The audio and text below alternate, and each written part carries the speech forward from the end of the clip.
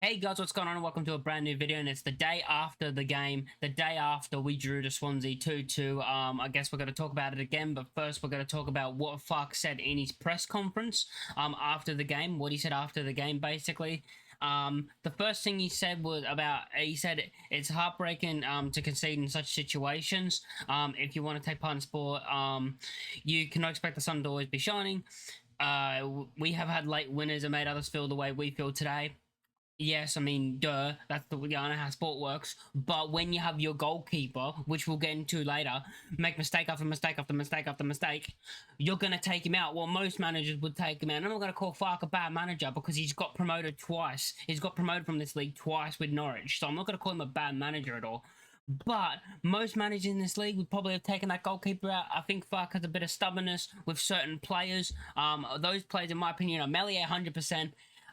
Dan James, who I think's had a great season, but when he's not performing, take him off a bit earlier maybe and give Ramazani and Onto more minutes out wide.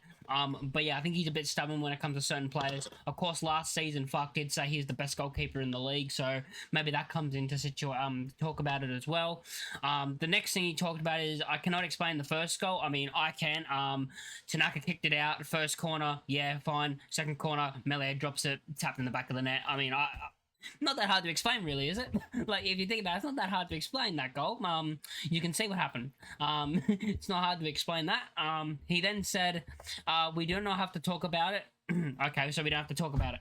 This keeper makes mistake after mistake after mistake after mistake after mistake. I understand you don't want to hang a player out to dry and talk bad about a player's performance. You know, you do that behind closed doors. You don't in the media and hate on your own players. I understand that, but when you say you can't say something like, yeah, the keeper made a mistake, we'll talk about it, like something like that. You don't have to go off on Meslier, but you can just say, yeah, he's made a mistake, blah blah blah blah blah blah. Say something like that. Just acknowledge that he's made a mistake, because the way Farke speaks about Meslier sometimes is that, especially you back and you listen to every time he talks about Meslier, he seems to always defend him and never say anything bad about him when he makes these mistakes. Never says anything about the performance, which is what it's about, the performance, when he makes those mistakes. It was a typical first game after international break. Don't agree with that because we were shit before the international break. You say it's the first game after the international break. Oh, it's a typical first game after the international break, but before the international break we were terrible. We drew to QPR, we lost to Portsmouth. Like, it's not like we've been good, but it's not like we've been on an amazing run and then the break came, we've fallen off. It's not like that. That's not happened. We've been shit before the break, and we're the exact same after the break. I mean, we couldn't even string two passes together in the midfield. I mean, the passing in the midfield was poor. The passing in general, the whole team was poor. It was a scruffy game.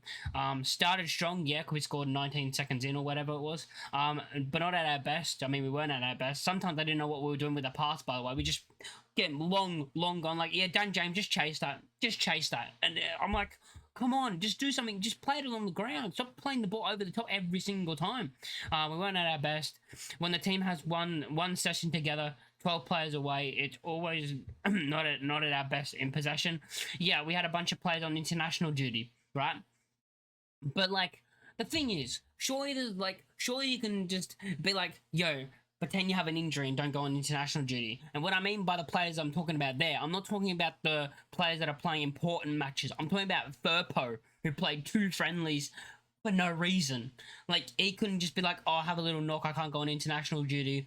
Like, he played 2 friendlies that meant nothing against the exact same team. Like you couldn't do that. I mean, like, I look at that and I'm like, even just like, nothing on Byron, because I think Byron played very well today. I think Byron was probably actually one of the better players on the pitch.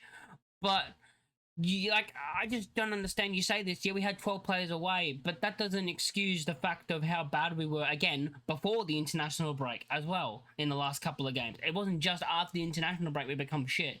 It was before, and now we're continuing that streak of how we're playing. I mean, I think the game against Swansea was worse than recently, than like the QPR game. I think the Swansea game was worse, but still, it's bad performances. It doesn't change anything. It doesn't change the fact of we scored early and then it just felt like we didn't want to get a second early on. it wasn't like it didn't feel like we were pushing for a second at times. But yeah, and then he said, it's always not our, oh yeah, it's not always at our best in possession. I mean, I guess you can say that. I mean, we had more possession and it still looked like they were the better team. Swansea were the better team. Next up, he talked, we played a really good second half. I don't think we played a really good second half. I think we were better than the first, but that's not saying much because the first we were absolutely terrible. We were absolutely terrible. I don't think you could get worse than how we performed in the first half, besides the goal. You know, besides the opening 20 seconds, I don't think we could play any worse. Because I just don't think we were good in the first half at all. Of course, the second half was better. Much more controlled in their half.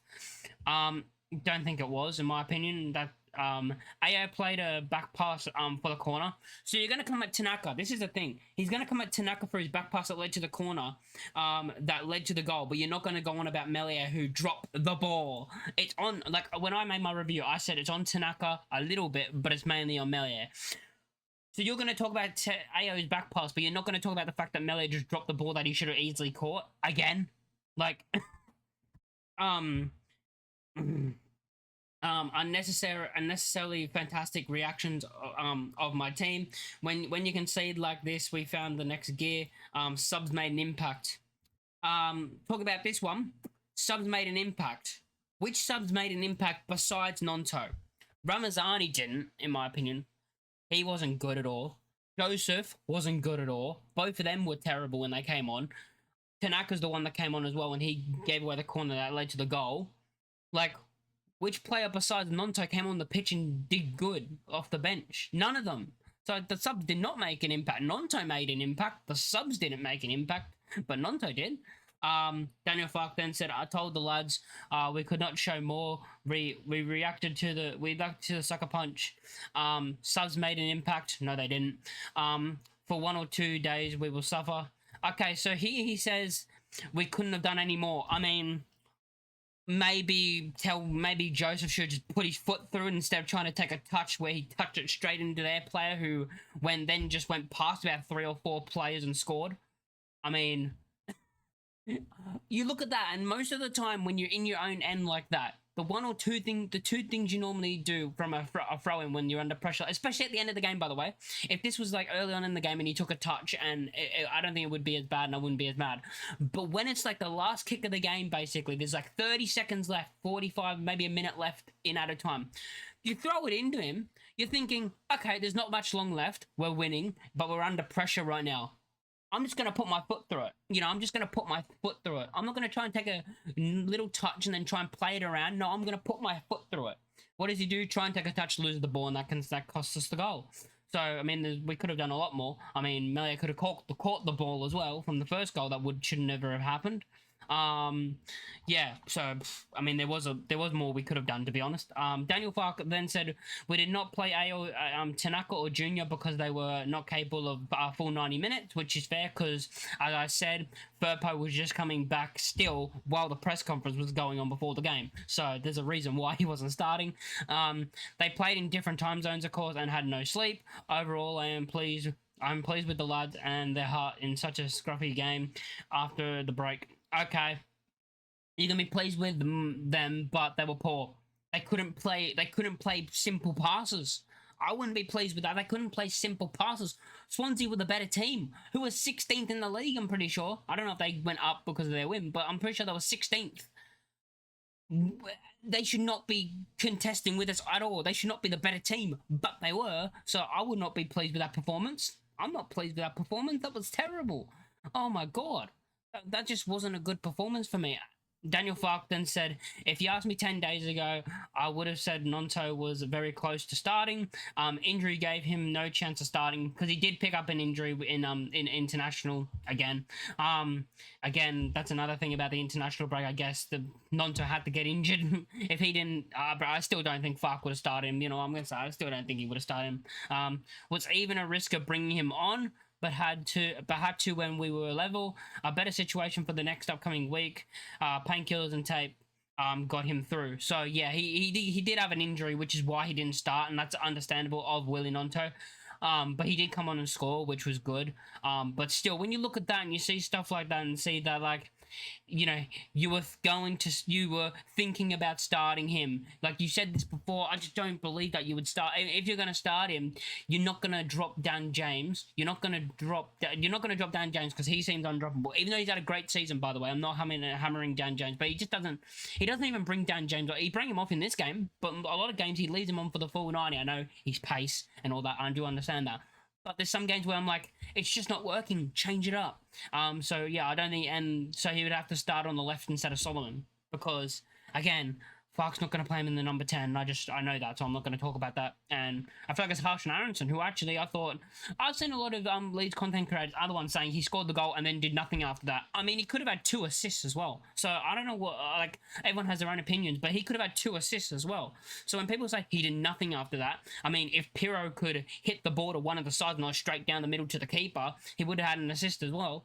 And I thought, you know, the goal, the one that led up to their penalty, he did a lovely little spin move and then gave it out to Dan James. If Dan James finds the pass and we're in and we score, people look at what Aronson did and go, oh wow, very good movement that opened it up basically to get the goal.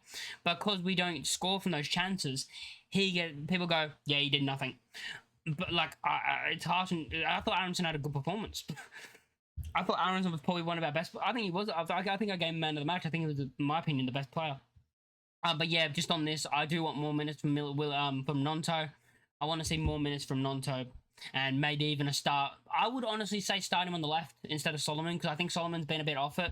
And I don't know about Ramazani because for Leeds, you know, we haven't seen him enough. But when he came on, he did some good things, but then most of the time he did like 1 or 2 good things, but most of the time he was poor and didn't do anything off the bench, which is why I'd say starting Nonto on the left because he actually shown me stuff off the bench in the last couple of games. Like he's actually shown me that like, I have trust in you starting and doing something, so put him on the left. Put Nonto on the left instead of Solomon, because I think Solomon's been a bit off it. Nothing on Solomon, who I think's had a good season. I think he's a good player, and he's had a good season, but I do think he needs a bit of a rest. The last thing, I think this is the last thing Farke would have said. No, it's not actually, but the another thing he said is I'm far away from pushing a player on camera or in a press conference, which is fair. You don't want to do that. Everyone can see what has happened. It is not the first time. It is not the time for comments on this when everyone is every emotional. I think that's supposed to be everyone's emotional or something like that. After a draw like this, but you're gonna like. I understand when he says that, and I don't want to hit. Like he said, I don't want to, you know, push one player out in the press conference basically and go at them the whole time. But you talk about Ao Tanaka's back pass. Can you not talk about, oh yeah, Melia dropped the ball? You talk about Ao Tanaka's back pass that led to the corner, right? You said that. So why can't you say, yeah, like just acknowledge, yeah, he dropped the ball, he made a mistake, and we conceded. Like just that's all you need to say. That is the words you need to say. He made a mistake, he dropped the ball, and it led to a goal. At least tell us that you know what happened. Because I just don't think Melia is going to be dropped. I mean, I hope he does now. I want Darla to start. Daniel Farke that said, this is the one that annoys me now. I saw this, and this is the one that annoys me. I am 100% convinced we will be in the Premier League next season. You know, this is going to be bookmarked by so many rival fans, by the way. And when we lose to Coventry in that playoff final, which in my head, I'm like, if we go to the playoffs, Coventry are going to versus us in the final and beat us, aren't they? Lampard's going to beat us in the final. If we don't get promoted, this will be brought out by all rival fans. All fans will be like, fuck, said they were 100% in the Premier League. They're still in the Championship. You just know it's written to happen when you say stuff like this, when it's Leeds United. Just don't say stuff like this. Don't say it's 100% we're going to play in the Premier League. Don't say that. Don't say that.